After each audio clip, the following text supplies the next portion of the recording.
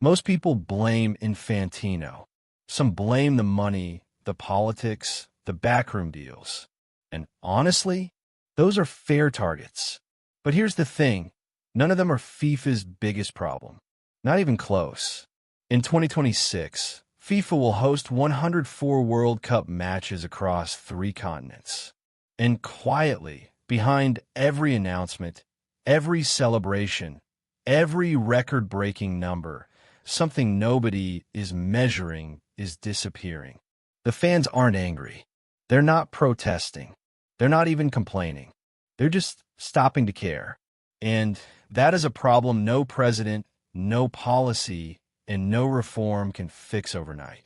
Because you cannot legislate passion back into a tournament that has slowly engineered it out of itself.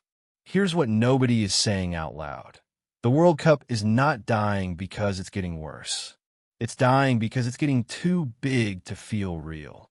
And there is a massive difference between those two things. Think about what made the World Cup special. It came once every 4 years. You waited. You dreamed. You cleared your schedule. It felt rare, almost sacred. Now FIFA is adding more teams, more games, more venues, more everything. And every time they add something, the tournament quietly loses something else. More matches means more forgettable games. More venues means less atmosphere. More access means less exclusivity. And less exclusivity means less desire. But here's where it gets dangerous. The fans who are leaving aren't angry. Angry fans still watch. Angry fans still argue. Angry fans still care.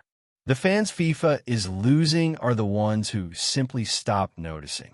A younger viewer watches a 60-second highlight instead of a 90-minute match. A lifelong supporter skips a group stage game for the first time. Nobody quits the World Cup in one moment. They just quietly drift away and they don't come back. FIFA's answer to this: expand more, reach more countries, grow the brand.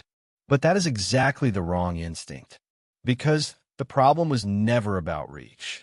The World Cup already reaches everyone. The problem is about weight. Does it still feel heavy when it arrives? Does it still stop the world? Right now, for a growing number of people, the answer is no. And here is the twist nobody wants to admit. FIFA's expansion might actually be accelerating the very apathy it's trying to prevent. Because when something is everywhere, it stops feeling important. When every nation qualifies, the dream of qualifying disappears. When there are 104 games, no single game feels unmissable. The World Cup's greatest power was never football. It was the feeling around football, the tension, the scarcity, the sense that this moment will not come again for 4 years. FIFA is trading that feeling for growth numbers. And the worst part? By the time the data shows how serious this is, the viewership drops, the engagement falls, the apathy becomes undeniable. It will already be too late to reverse it. The 2026 World Cup is already sold out. The money is already made. So here's the real question. Does FIFA even need you to care anymore?